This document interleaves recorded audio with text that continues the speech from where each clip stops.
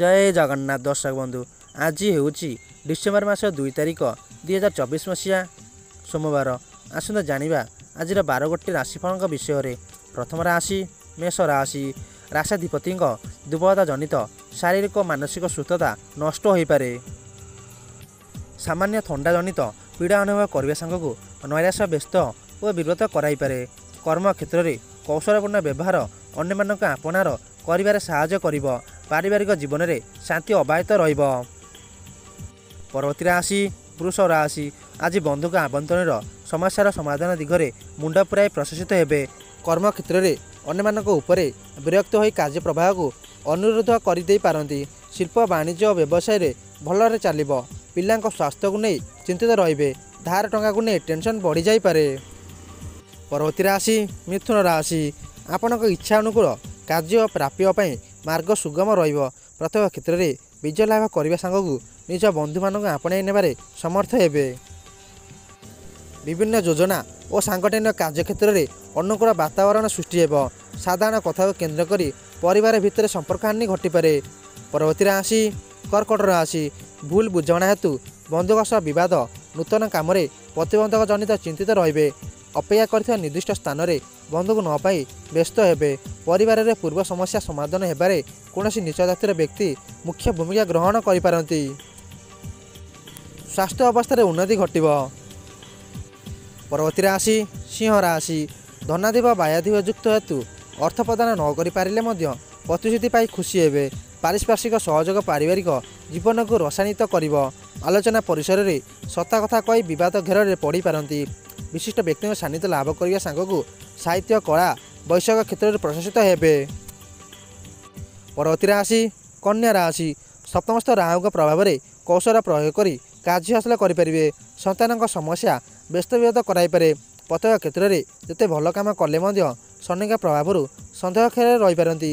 बंधुक सह टंका पैसा देवा नया केन्द्र कर सामान्य झगड़ा सृष्टि हो पारे।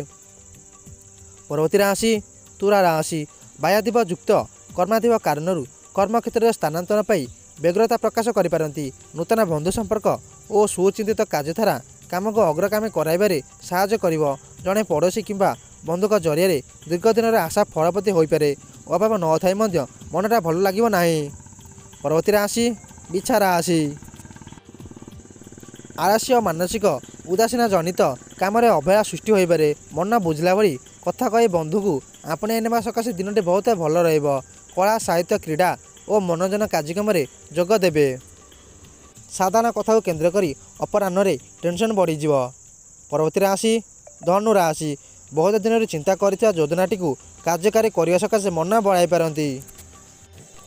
अन्य मानक बिना साहाय्य विवादीय घटना दुस्साहसिक पदक्षेप नेबा ठीक हेब नाही। पड़ोशी सह नूतन स्थान भ्रमण सुजोग जुटिब। कर्म क्षेत्र में अप्रिय सत्य कहिबारु सहकर्मी दूरे रही पारंती। परवर्ती राशि मकर राशि। संपर्कीय को साहाय्य प्रतिश्रुति दे सदाबातन हो पारंती। स्वास्थ्य अवस्था उन्नति घटिया सांगू स्थगित काम गुड़िक योजना प्रस्तुत करेंगे। बंधुक कथार प्रभावित हो कौन काम आगभर हो पारंती। आज यात्रा वाणिज्य व्यवसाय एवं बंधुक सह आलोचना प्रवृत्ति लाभ पाइबे। परवर्ती राशि कुंभ राशि। केतक साधारण असुविधा को बाद देले दिनटी बहुत भल काम करेंगे। आशा और अभिलाष पूरण सांगू अर्थ पाई कार्य को पूर्णांग करिपारंती। आवश्यकता दृष्टि रखी नूतन जिनिस क्रय सकाशे मन बढ़। परिवार मध्य छोट कथा को धरी बसिले अଯଥା अशांतिर वातावरण सृष्टि हो पारे। आज अंतिम राशि मीन राशि। कर्म क्षेत्र फेरंता बाटरे बंधुक भेटी कालीर योजना प्रस्तुत करिपारंती। बकेया अर्थ आदाय सक्षम हेबे। मात्र बाक असमझोता जो सुसंपर्क बाह्यत हेब। व्यवसाय लाभ मिल एवं कौनसी अन्य एक उद्देश्य से टंका को विनियोग करिपारंती। यात्रा सफलता पाइबे किंतु प्रत्यावर्तन प्रीतिबद्ध होई न पारे। यह थिला आज 12 गोटी राशिफल विषय। आपन दिन शुभमय हो। जय जगन्नाथ। आपने जदि ये चैनल नुआ वीडियो को लाइक करी चैनल को सब्सक्राइब करी नोटिफिकेशन बेल को ऑन करी ऑल सेट कर दिंतु। जय जगन्नाथ।